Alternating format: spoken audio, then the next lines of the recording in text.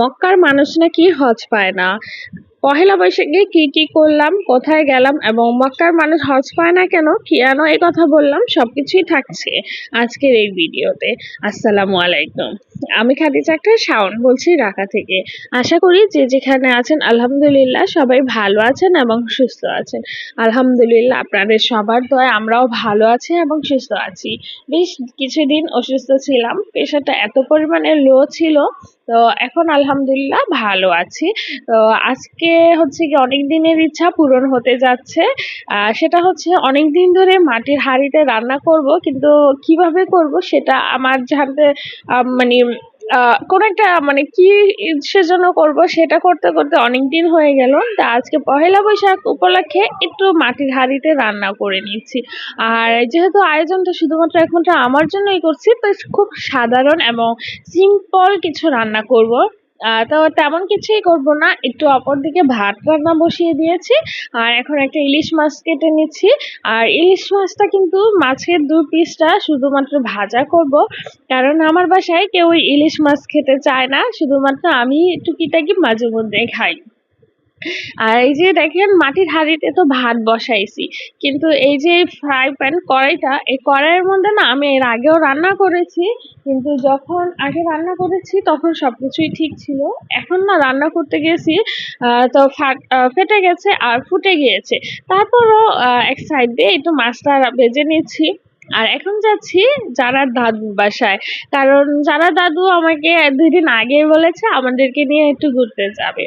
তা আমি যেহেতু কখনোই এই পহেলা বৈশাখে আমি বাহিরে বের হই না, তো আমার জন্য খুবই আনন্দের একটা বিষয় এটা। তো চলে আসলাম দুপুরে খাওয়া দাওয়ার পরে। আর সবাই কিন্তু আমার বুড়ার জন্য মাশাল্লাহ বলবেন। আর দেখেই তো নিলেন বুড়া বেটা খেলা করতেছিল, আর সবাই রেডি হয়েছি আর এখন বুড়াকেও রেডি করে দিচ্ছি। আর বুড়াকেও কিন্তু লাল পরিয়ে দিয়েছি। তো লাল পরে কিন্তু বুড়াকে মাশাল্লাহ অনেক সুন্দর লাগছে। তো আমি একটু ও হচ্ছে খেলার মধ্যে ছিল, তো ওকে রেডি করতে করতে ও খেলা করে, আর বাচ্চা মানুষরা এখন খেলা করবেই। আর এই যে অবশেষে বের হলাম, তো কোথায় যাব করতে করতে অনেকটা সময় পার হলো। আর রাস্তায় যাওয়ার পথে একটা ফুলের দোকান আছে, এখান থেকে একটু ফুল নিয়ে নিলাম সবাই। আর এই যে এক এক করে সবাই ফুল পরে নিলাম। আর এখন যাচ্ছি রমনায়। আমার বাসা থেকে রমনা যেতে প্রায় 20 থেকে 25 মিনিট লাগে, তারপরও আমার কখনো রমনা যাওয়া হয় নাই। এটাই সত্যি কথা। এজন্যই বললাম মক্কার মানুষ কখনো হজ পায় না। আর যেতে যেতে আমাদের সন্ধ্যা হয়ে গিয়েছিল, যার কারণে পার্কটা বন্ধ করে দিয়েছে।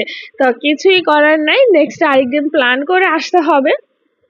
আর এখন এই যে বাহিরে বসে টুকিটাকি কিছু খাওয়া দাওয়া করলাম, আর তারপর বের হয়ে গেলাম বাসার উদ্দেশ্যে। তো এই যে আসার সময় একটু চা খেলাম। আর এখন যেহেতু আমাদের ভেঙে ভেঙে আসতে হবে, এজন্য আর রিস্কা নেই না, একটু হেঁটে হেঁটে আসি। আর হাঁটতে কিন্তু সবারই ভালো লাগছিল, এক একজনে এক এক কথা বলতেছিলাম, খুব মজা করতেছিলাম। আর রাস্তাঘাটও একটু নিরিবিলি ছিল, তো যার কারণে হেঁটেই আসলাম। আর আস্তে আস্তে এখন যখন আমার বাসার খুব কাছে আসলাম, তখন আসলে সত্যি কথা অনেক আনন্দ লাগছে। তো বাসার সামনে একটু ফুচকা খেলাম আর সবার কাছ থেকে বিদায় নিলাম। আল্লাহ হাফেজ, আসসালামু আলাইকুম।